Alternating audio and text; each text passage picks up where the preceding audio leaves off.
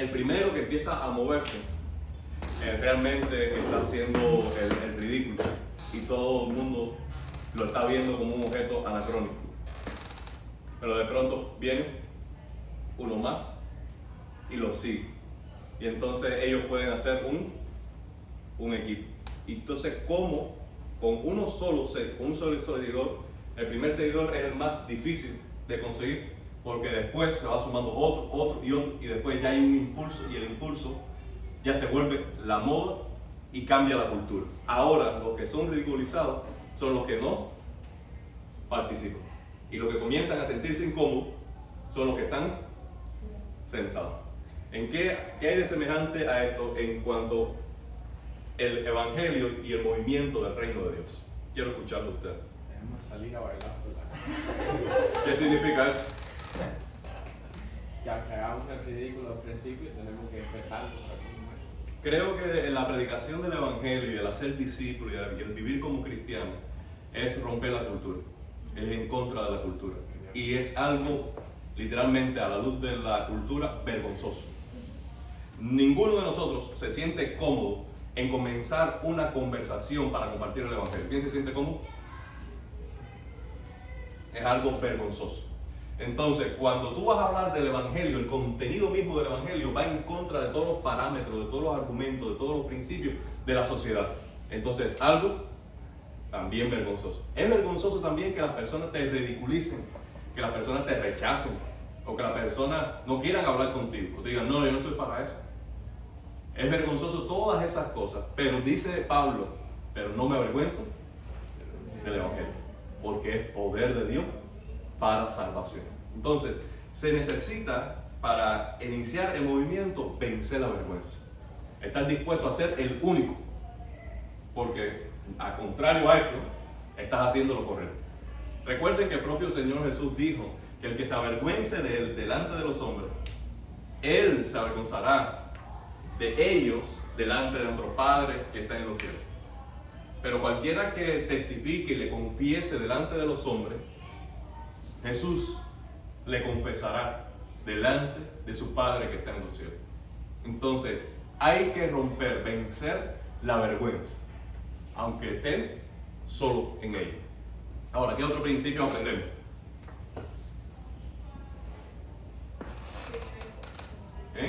Crece y se multiplica. ¿De qué manera? Crece y se multiplica. Que predicas el evangelio a esa persona acerca de Jesucristo. Entonces ya esa persona va contigo a predicar el evangelio. Y no crece y se multiplica por palabra propiamente, sino principalmente por el ejemplo, por el modelo. Él no se vino a decir, dale, vamos a hacerlo, sino que él se mantuvo haciéndolo. Y que como se mantuvo haciéndolo, ellos comenzaron también a hacerlo. Las palabras solo, principalmente lo que logran es que las personas tengan un contenido o un discurso que repetir. Pero las acciones dejan un ejemplo para cambiar la conducta, para que los demás tengan una conducta a la cual seguir. Y el evangelio es más que un cúmulo de fe y de doctrinas y de creencias, es un estilo de vida. Que hay una parte del discipulado que es de instrucción, de enseñanza, pero lo que va a hacer la diferencia es el ejemplo, son las acciones. El movimiento del evangelio tiene que llevarse adelante con acciones concretas, más que palabras. El discurso, la enseñanza, la predicación solo tendrá poder si es respaldado con el ejemplo, con las acciones. ¿Qué más podemos aprender? Mientras se van uniendo y su mayoría de los que se quedan son los que se ven mal. Igual que cuando compartimos el evangelio y por fin están como en multitud y todo el mundo cree en Jesús y está centrado en Dios, los que se quedan son los que terminan yendo al infierno. Y como... Ok. Entonces también hay un cambio de cultura. Me recuerda la predicación que tú nos mandaste de Tim Keller, cuando estaba hablando del avance del evangelio y cómo ha cambiado con la cultura, ¿no? Y sí. Empezó como, dijo que en un tiempo como en los 40 o en los 50, pues, de un muchacho que fue al banco a pedir un loan para una casa y le preguntaron a qué iglesia iba, dijo que no iba a la iglesia y dice, no, Si tú si no vas a la iglesia, no Oh, podemos confiar en ti para darte un nombre. Eso es a la inversa, como el cristianismo era la mayoría en la cultura y el mayor poder de influencia en la cultura, y ha venido a ser una minoría porque la cultura ha cambiado. Ahora, si eres cristiano, entonces eres alguien de quien debemos sospechar y no alguien de confianza. Bueno, lo que necesitamos es que nosotros, como discípulos de Cristo, en primer lugar comencemos a cambiar la cultura de la iglesia a la cual pertenecemos. Y de esto se trata, de que no seamos más asistentes, sino que seamos discípulos. Que no seamos más espectadores, sino que seamos misioneros. De que no estemos simplemente consumiendo un servicio, sino que estemos proveyendo el servicio para salvación de la gente. Entonces es un cambio de cultura, es un cambio de paradigma lo que necesitamos, comenzando dentro de nosotros, para que después en la sociedad haya un cambio también en la cultura, porque el evangelio va más allá que la salvación de las almas, viene a transformar la cultura, los sistemas sociales, los sistemas de vida. Todo en la sociedad es trastocado, es cambiado, es bendecido. Todos los ámbitos de la vida es bendecido por el evangelio. Así que me perdonan si he ofendido a alguien, pero quise usarlo como un ejemplo. Aquí tenemos el versículo del Hechos 1:8. Hechos 1:8. Jonathan. Hay dos. Hay dos. Hay dos. Bueno, cierto. No, yo no veo. Jonathan no. Yo digo, no, será Jonathan tú, lo sabes. So you will receive power when the Holy Spirit has come upon you, and you will be my witness in Jerusalem and in all of Judea and Samaria, and to the end of the earth. Ok, vamos a leerlo todo. 3 y... But you will receive power when the Holy Spirit has come upon you, and you will be my witnesses in Jerusalem and in all Judea and Samaria, and to the end of the earth. Muy bien, ustedes son los mejores. Hoy vamos a seguir entonces con esta verdad. La vida de la iglesia en misión. Si recuerdan, estamos ya en el tercer tema. Hemos hablado de esperando el poder para la misión. Luego hablamos de recibiendo el poder para la misión, que fue la semana pasada. Y hoy vamos a comenzar este tema, la vida de la iglesia en misión. La vida de la iglesia en misión. Y vamos a basar en este pasaje. Vamos a leer este versículo juntos, busquen todos en su Biblia.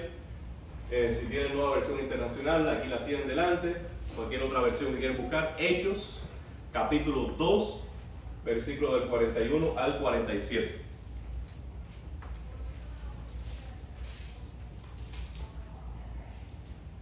Hechos 2, 41 al 47.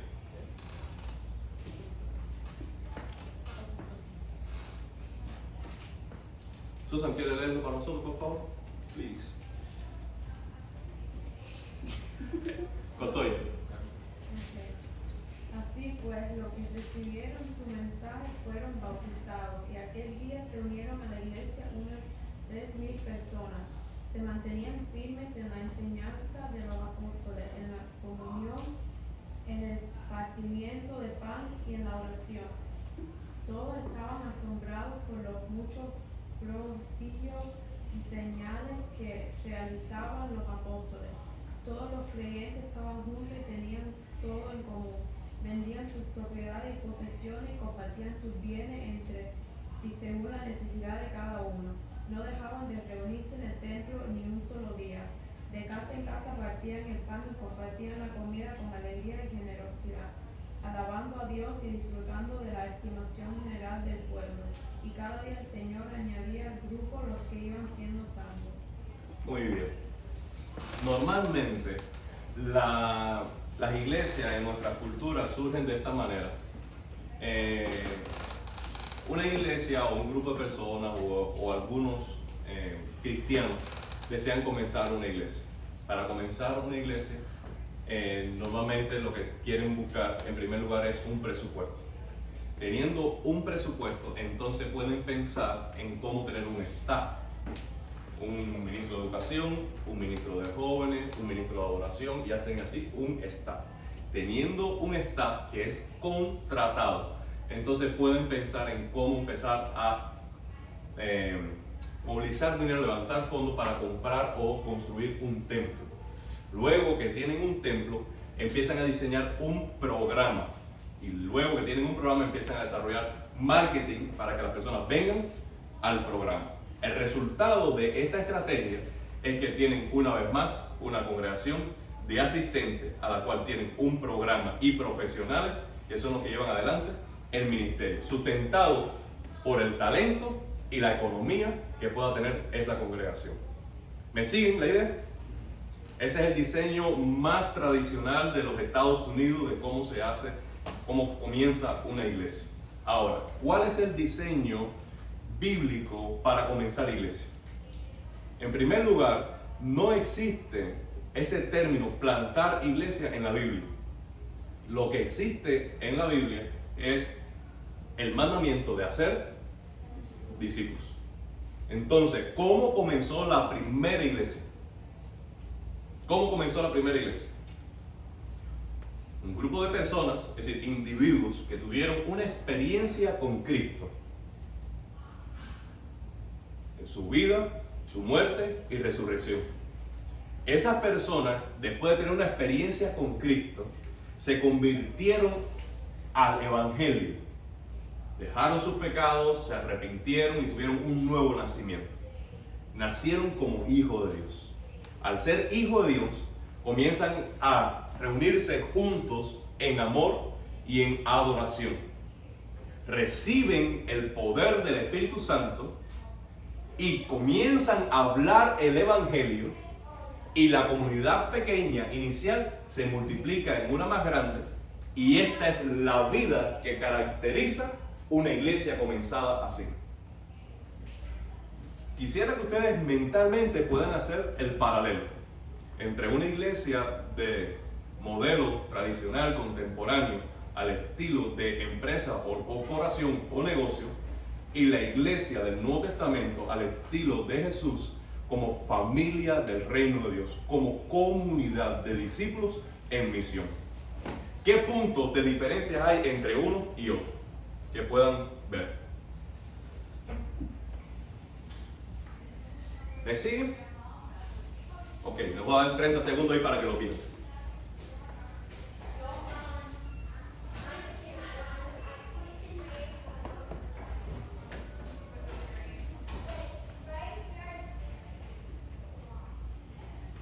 Cinco, 4, 3, 2, 1, 0.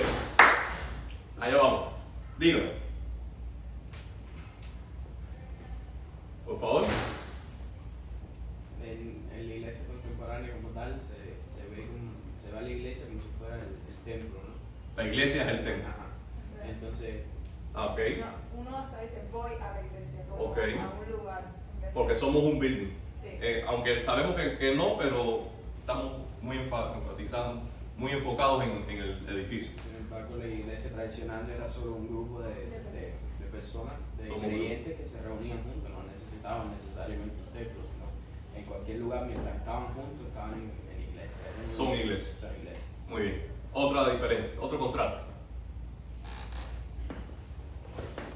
Vamos, ayúdenme.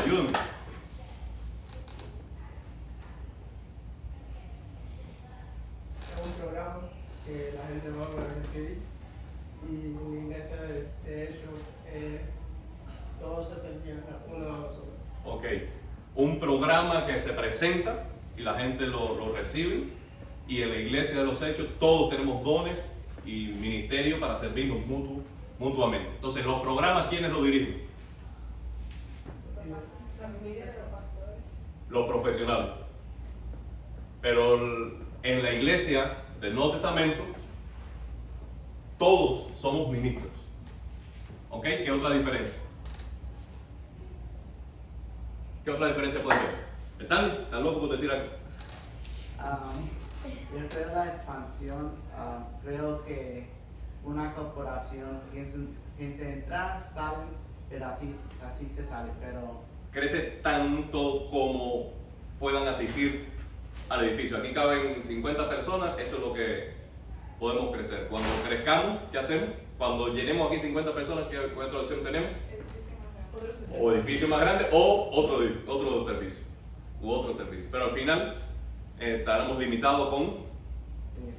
Entonces estamos limitados con el espacio. Pero la iglesia del Nuevo Testamento, entonces... Nosotros puede ser una casa, expandir, discipular, expandir, como lo que hicieron, que fue hasta el último mundo. Hasta llegar al Imperio Romano, llegar a la cabeza del Imperio Romano, a Roma. Sí. Como la evolución de una célula. Ellos tenían, Multiplicación según la vida natural que está dentro. ellos tenían 3.000 personas. 3.000 personas no caben En ningún templo. ningún templo. Otra de las cosas es que la iglesia, a veces nosotros queremos programarla y queremos planificar el crecimiento, casi hasta provocar el crecimiento. Pero en el Nuevo Testamento, en el libro de los Hechos, vemos que el crecimiento viene de Dios y es espontáneo y no se puede controlar. No se puede controlar. No hay manera de controlarlo. Y el Sí. megachurch- Es casi una locura. Es aquí en la iglesia contemporánea es dos o tres personas pensando, planificando, programando, casi queriendo provocar el crecimiento a través de marketing y de mecanismos de negocio, de corporaciones, pero en el Nuevo Testamento el crecimiento lo está dando Dios. Dios es el que está yendo delante y los creyentes a lo largo del libro de los Hechos, tú lo vas a ver casi persiguiendo a Dios. El Señor levanta a Pablo y lo manda para acá, a Felipe lo manda para allá y se multiplican las personas y crecen y no hay manera de contener eso. Es el Espíritu Santo guiando, es el Espíritu Santo salvando, es el Espíritu Santo multiplicando y los discípulos simplemente estando percibiendo dónde Dios está obrando, qué es lo que Dios está haciendo, para entonces sumarse a lo que Dios está haciendo. Se dan cuenta, aun cuando los apóstoles están presos, y lo van a ver más adelante en el libro de los Hechos, es Él, el Espíritu Santo, es el Señor Jesús que viene y los libera y le dice lo que tiene que hacer. Ve al templo y predica, ve a las plazas y predica, ve y hace tal cosa. Entonces es los discípulos no tomando iniciativa, sino dando lugar para que Jesús y el Dios Todopoderoso esté obrando y ellos simplemente obedeciendo paso a paso lo que necesitan hacer. No hay manera de controlar un movimiento. No hay una manera tampoco uniforme de proceder. No hay manera como que tú puedas decir, esta persona va a alcanzar a 3 personas y estas 3 personas van a alcanzar a 2 personas más y la multiplicación va a ser, ¿cómo se llama esto? Equitativa, pareja, simétrica, es la palabra, simétrica. No hay manera, el crecimiento no es simétrico, sino que una persona puede alcanzar a 2, pero una de las que alcanzó puede alcanzar a 10 y sin embargo una de esas no predica a nadie y entonces después otra persona, uno da 30, otro da 60 y otro da 100, pero no hay manera y no hay manera que puedas tú decir, no, en 6 meses vamos a tener una célula y después a los 6 meses nos vamos a multiplicar y va a haber, tiene que haber ahí 2 líderes que se van a multiplicar, porque no ocurre así. Quizás en 6 meses una célula pues se ha multiplicado 3 veces porque Dios llamó a gente allí para dar más fruto que otras personas. Entonces, querer controlar un movimiento y el crecimiento de la iglesia es vano. Y quererlo planificar al detalle todas las cosas es vano. Porque somos una iglesia, un organismo vivo. Y que el crecimiento y la expansión, que es lo que estaba hablando Stanley, la expansión es muy diferente a una corporación. ¿Queda algo más que quieran decir al respecto? Ellos se reunían también todos los días y como lo vendían todo y se lo daban a las personas que lo necesitaban. Pero aquí como no se puede hacer eso mucho porque que trabajan aquí. Tenían comunión todos los días y eso es algo que vamos a estar hablando en algún momento. Es decir, que todos los días se veían Un político, para vivir en comunión. un político castellano dijo una vez que el único lugar donde el socialismo servía era en el cielo. Porque se compartían Todo lo que tenía, pero hay una diferencia entre el cristianismo y el socialismo. Ah, sí, definitivamente. Una de las más... Dime dónde están. Diga... Oh, yeah. Jonathan. Bueno, la segunda parte de lo que dijo el político fue el único lugar donde el socialismo sirve es en el cielo y el único lugar donde lo tiene es en el infierno. Sí, entonces vamos a ver que el comunismo dice lo tuyo es mío. El cristianismo dice lo mío es tuyo. Entonces es una gran diferencia porque el comunismo llega a un país y dice esta empresa es mía, la educación es mía, la salud es mía, todo es mío suponiendo de que si es mío es de todo, pero no es así. El cristianismo es, esto es mío y de lo que tengo entonces lo doy. Vamos a hablar algunas de las características de la comunidad cristiana que está en misión. Pero recuerden que esto vino como resultado a la predicación de Pedro en Pentecostés. La semana que viene vamos a estar hablando entonces de cómo la predicación del Evangelio, centrada en el Evangelio, es la que puede provocar una comunidad como esta. Porque esta comunidad única, extraordinaria, como familia de Dios, surgió porque está centrada en la predicación correcta del Evangelio. Una comprensión correcta de quién es Cristo, lo que hizo Cristo y de el Evangelio es lo que puede hacer de nosotros una familia como esta. Es en la aplicación del Evangelio en todas las áreas de la vida lo que levanta una familia como esta. Pero veamos el resultado primero para después hablar de la causa. ¿Ok? Entonces, veamos esto. La iglesia en misión se multiplica mediante la conversión de las personas. Ahora, quiero yo contrastar esto.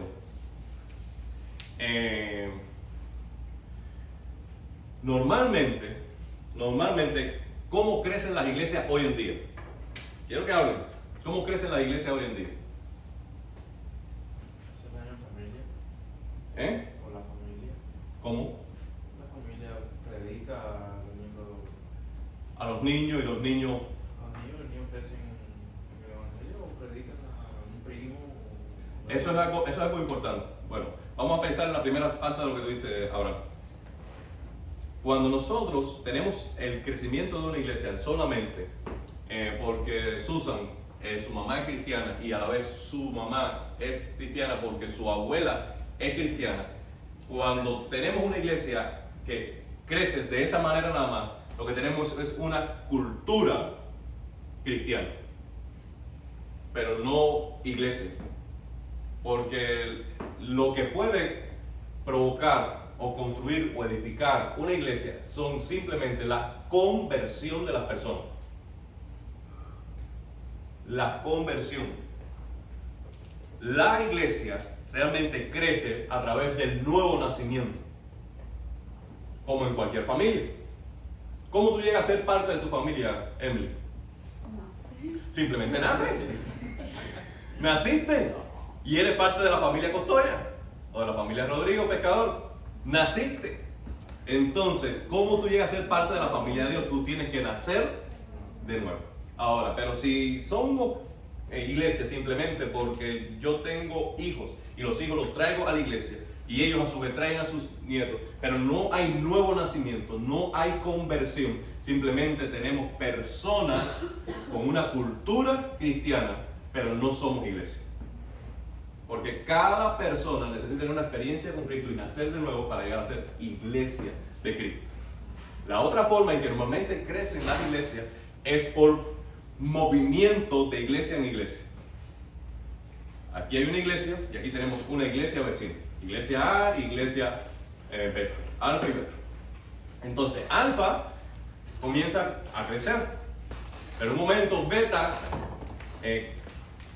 hace un programa nuevo, o tiene una banda nueva, o tiene un ministro nuevo, y comienza a ser más popular. Y al ser más popular, la iglesia de alfa se mueve para beta, un grupo porque le llama más la atención. Y entonces empieza el movimiento de iglesia en iglesia. Otra de las formas en que crecen las iglesias en Miami es por la inmigración. Porque ahora viene una ola de Cuba y la ola de Cuba todos los fines de semana tenemos en Getsemaní 5 nuevos miembros.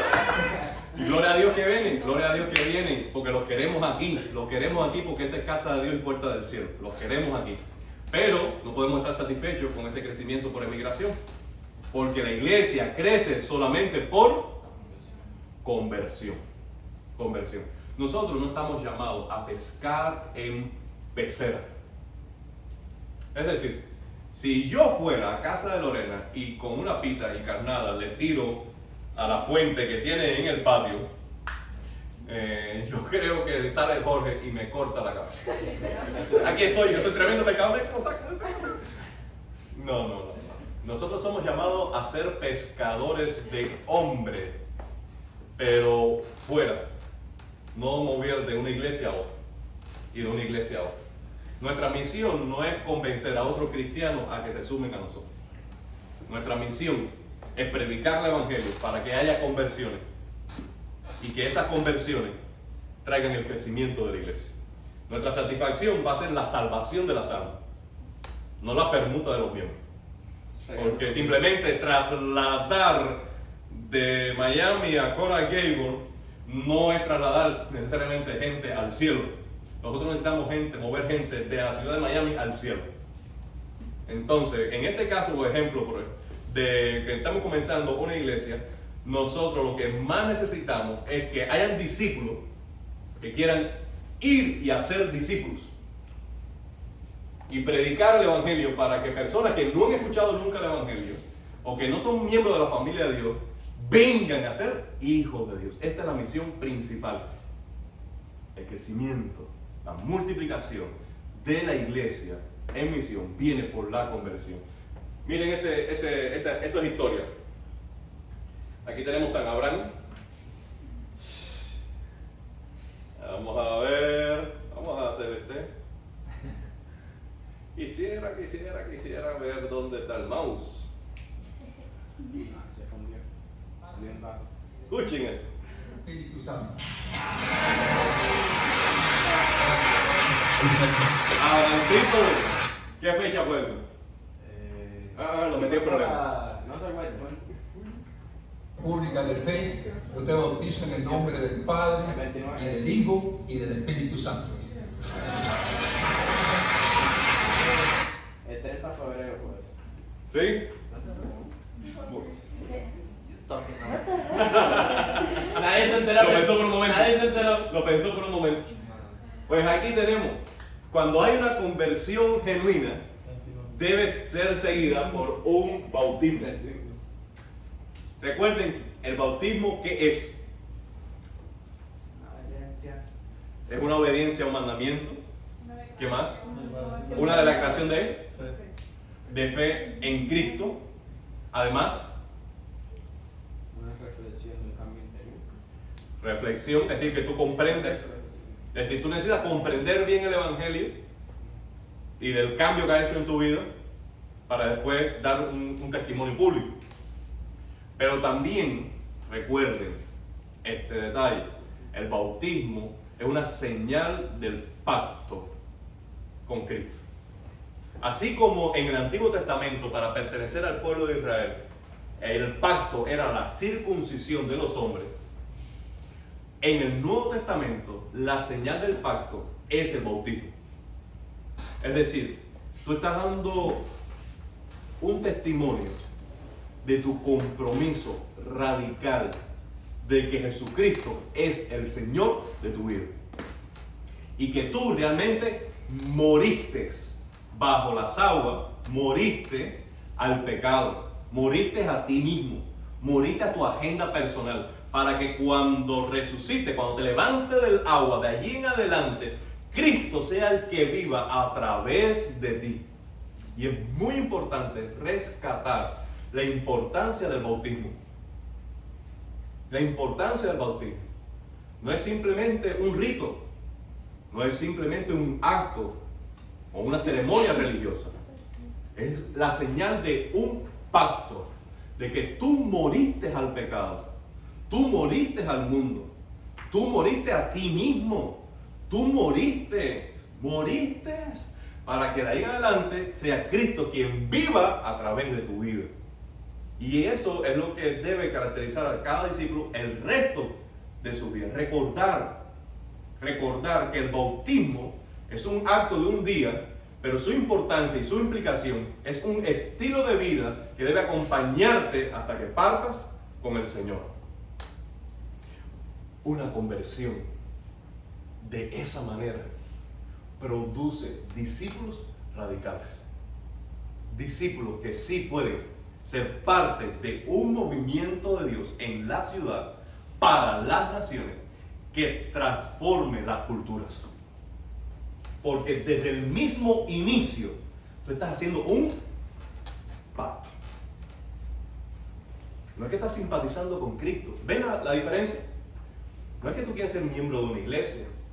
No es que esta gente son buenas y yo quiero ser parte de este club. No es que tú estás haciendo un compromiso de una vida centrada en Cristo. Es decir, Cristo murió por ti y resucitó.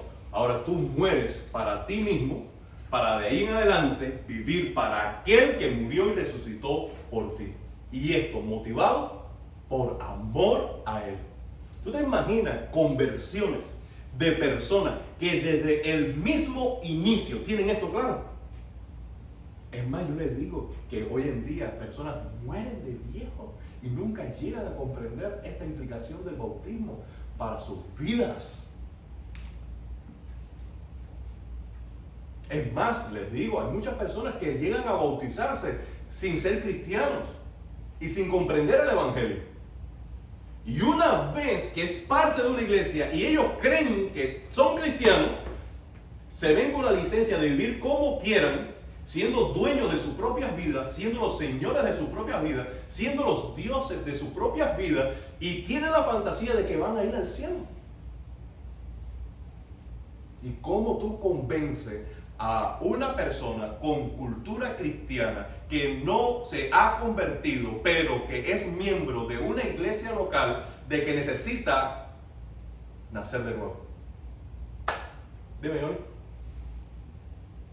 Es que tú le hablas a una persona y dices, es que yo soy cristiano, ¿no estás hablando? No, mira, ¿por qué no comenzamos una relación de discipulado en la que juntos vamos a crecer? No, si yo llevo en esta iglesia 20 años y ¿por qué no buscas a otra persona que necesite más eso? Pero tú te das cuenta que su estilo de vida es de, en el peor de los casos, de un inconverso, de alguien que no ha conocido al Señor. Porque si conocieran al Señor no hablaran como hablan, o no viven como viven, no toman las decisiones que están tomando. Entonces, ¿cómo pudiéramos evitar estos males en la iglesia de hoy? Es que desde el inicio se predique bien el evangelio para que hayan conversiones reales, y esas conversiones reales lleven a bautismo reales para un cambio de vida y un cambio de cultura. Amén.